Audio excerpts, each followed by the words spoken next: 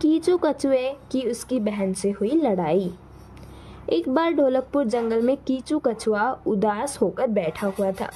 तभी वहां पर गज्जू हाथी आया और उसने कीचू कछुए से पूछा, कीचू कछुए, क्या हुआ तुम्हें अकेले उदास होकर क्यों बैठे हो?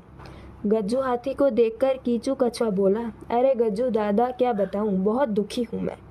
हर समय बस मुझे मेरी माँ से डांट पड़ती रहती है। आप तो मेरी छोटी बहन कीची को जानते ही हो, हर समय लड़ती रहती है। पहले तो मेरा सामान लेती है, उसके बाद मुझे मेरे ही सामान के साथ खेलने नहीं देती है। अगर मैं ज़्यादा देर टीवी देख लूं तो सीधे जाकर माँ से शिकायत कर देती है। माँ भी उसी की बात मानती है और टीवी बंद कर मुझे पढ़ने के लिए कहती है। आज जब उसने मेरा फिर से सामान लिया तो मुझसे रहा नहीं गया और मैंने उसे बहुत ज़ोर से थप्पड़ मार दिया। और फिर बस क्या कीचू कछुए, अब मैं समझ गया कि तुम आखिर दुखी होकर यहाँ क्यों बैठे हो। तुमने अपनी बहन को मारा, इस वजह से तुम्हें अपनी माँ से मार खानी पड़ी। तुम अब यहाँ? हाँ तो कीचू कछुए, मैं तुमको यही बोलूँगा कि तुम बड़े हो, समझदार हो। तुम्हें अपनी बहन के साथ अच्छे से रहना चाहिए, उसे प्यार करना चाहिए। एक बात हमेशा याद रखना कीचू, चाहे हम जितना भी लड़ ले अपने भाई बहन से, लेकिन हमारे मुश्किल समय में सबसे पहले यही हमें बचाते हैं। इतना कहकर गज्जू हाथी वहाँ से चला गया। इधर कीचू कछुआ अपना मुंह फुलाए हुए घर के लिए निकला। तभी सामने से आ रही चंपा लोमड़ी कीचू कछुए को खाने के लिए दौड़ती है, लेकिन कीचू कछुआ उसे देख नहीं पाता क्योंकि वो तो गुस्से में अपने घर जा रहा था। लेकिन तभी कीचू कछुए की बहन वहां पहुंच जाती है और जोर जोर से चिल्लाती है, भाई भाई जल्दी वहां से हटो, देखो तुम्हारे सामने चंपा लोमड़ी आ रही है तुम्हें पकड़ने। अपनी छोटी बहन की आवाज़ सुनकर कीचू कछुआ जल्दी जल्दी भागने लगता है, फिर एक पेड़ के अंदर जाकर छिप जाता है। जब बहुत देर हो जाती है और कीचू कछुआ पेड़ से बाहर नहीं आता है तो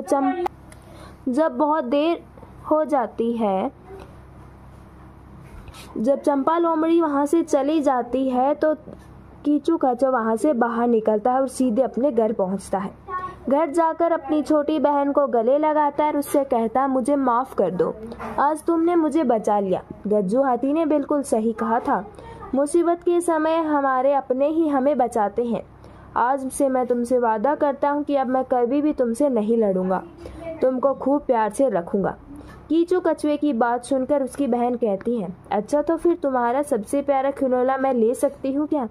इसके बाद दोनों भाई बहन मिलकर जोर जोर से हंसने लगते हैं। शिक्षा, हमें आपस में कभी नहीं लड़ना चाहिए, हमेशा मिलजुल कर रहना। कर भला तो हो भला। एक प्रसिद्ध राजा था जिसका नाम रामधन था। अपने नाम की ही तरह प्रजा सेवा उसका धर्म था। उसकी प्रजा भी उन्हें राजा राम की तरह ही पूजती थी। राजा रामधन सभी की निष्काम भाव से सहायता करते थे, फिर चाहे वो उनके राज्य की प्रजा हो या अन्य किसी राज्य की। उनकी ख्याति सर्वत्र थी। उनके दानी स्वभाव और व्यवहार के गुणगान उनके शत्रु राजा तक करते थे। उन राजाओं में एक राजा था भीम सिंह, जिसे राजा रामधन की इस ख्याति से ईर्ष्या थी। उस ईर्ष्या के कारण उसने राजा रामधन माँ की डांट। ढोलकपुर जंगल में रुस्तम शेर अपने दोनों बच्चों चीका और मीका को बहुत देर से समझाने में लगा था।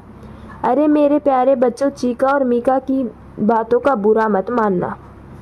माँ जो भी बोलती है तुम्हारे भले के लिए बोलती है। माँ की बातों को माना करो मेरे लाल चीका और मेरे पीले मीका। रुस्तम शेर के समझाने पर चीका पहले बोलता है, नहीं मुझे नहीं मानना, जब देखो तब माँ कुछ ना कुछ बोला ही करती है। चीका अपने पापा रुस्तम शेर को बता ही रहा था कि तभी झट से मीका बोलता है, हाँ हाँ पापा, भाई बिल्कुल सही कह रहा है। माँ के पास हमें डांटने के अलावा और कोई काम ही नहीं है। खाना देर से खाओ तो डांट, टीवी ज़्यादा देर देखो तो डांट, पढ़ाई ना करो तो डांट, खिलौना तोड़ दो तो डांट, डांट डांट और सिर्फ डांट। अब हम गुस्सा हैं और किसी से भी बात नहीं करेंगे, ना खेलेंगे और ना ही पढ़ेंगे। दोनों की बात सुनकर रुस्तम शेर बोलता है, ठीक है, तुम्हें किसी से बात नहीं करनी तो मत करो। अच्छा ये बताओ तुम सबको गज्जू हाथी कैसा लगता है? तभी चीका बोलता है, कौन? अपने गज्जू दादा। वो तो बहुत अच्छे हैं, बहुत समझदार हैं। उनसे बात करना और उनके साथ खेलना बहुत अच्छा लगता है। और हाँ, वो पढ़ाते भी बहुत अच्छा है, झट से मीका बोलता है। तभी रुस्तम शेर फिर बोलता है, अच्छा मोंटी बंदर कैसा लगता है? मोंटी बंदर? वो तो बहुत शैतान है, जब देखो तब सबको परेशान करते रहते हैं। मैं एक दिन बैठकर जूस पी रहा था और वो चुपके से मेरे पीछे से आए और मेरा जूस ले लिया। हाँ हाँ पापा, मेरे साथ भी मोंटी बंदर ने ऐसा ही किया था। अब जो एक बार दूसरे जंगल में गए थे ना घूमने, और वहां से मेरे लिए बढ़िया चश्मा लेकर आए थे, वो चश्मा भी मोंटी बंदर ने लिया था। बहुत खराब है मोंटी बंदर, दोनों एक साथ बोलते हैं। तभी रुस्तम शेर मन ही मन मुस्कुराता है और कहता है, तुम्हारी माँ भी तुम्हें इसलिए डांटती है ताकि तुम बड़े होकर दोनों गज्जू हाथों की तरह समझदार बनो, न कि मोंटी बंदर की तरह। रुस्तम शेर की ये बात दोनों चीका और मीका ध्यान से सुन रहे थे। तभी रूपा शेरनी वहां आती है, गर्मा गर्म रसगुल्ला लेकर। दोनों बच्चे झट से उठते हैं और माँ के गले लगते हुए कहते हैं, माँ हमें माफ कर दो, हमें नहीं बनना मोंटी बंदर की तरह। आज से हम दोनों आपकी सारी बातें मानेंगे। फिर रूपा शेरनी दोनों बच्चों को खूब प्यार करती है और फिर सब मिलजुल कर गर्मा गर्म रसगुल्ले खाते हैं। शिक्षा: अगर कभी भी आपके बड़े आपको समझाए, कुछ बोले, तो उनकी बातों को मानना चाहिए, क्योंकि बड़े हमेशा हमारी भलाई के लिए ही ऐसा करते हैं, ताकि हम बन सके पूरी दुनिया के सबसे अच्छे बच्चे। लालची आदमी। एक बार एक छोटे से शहर में एक लालची आदमी रहता था। वह बहुत ही धनी था, इसके बावजूद भी उसकी लालच का कोई अंत नहीं था।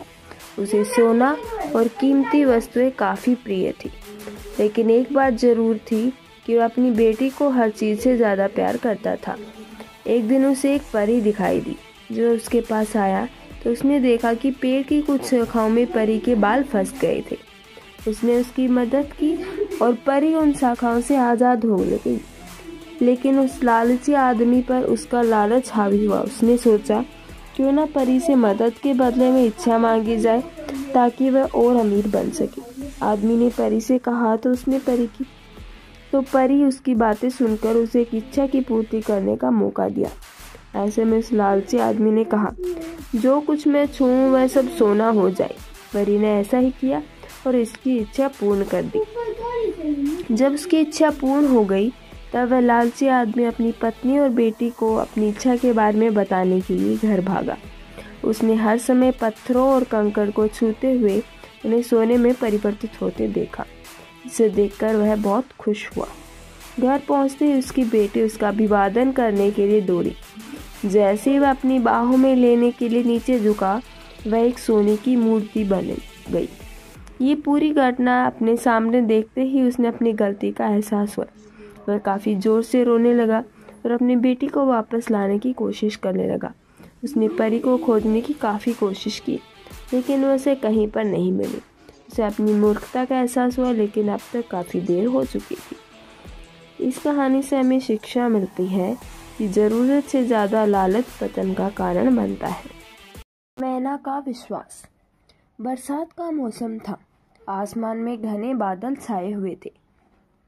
नीम के एक पेड़ पर ढेर सारे कौवे काय काय करते हुए इधर से उधर घूम रहे थे और अपना बसेरा ढूंढ रहे थे, क्योंकि वे जानते थे कि थोड़ी ही देर में बारिश होने वाली है।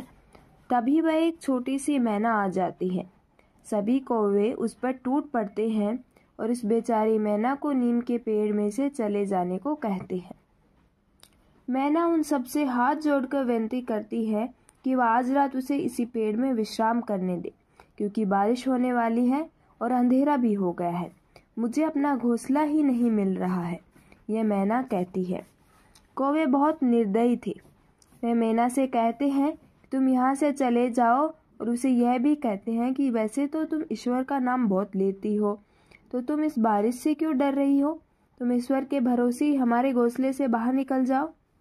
इस पर बेचारी मैना को वहां से धक्के मारकर भगा दिया जाता है।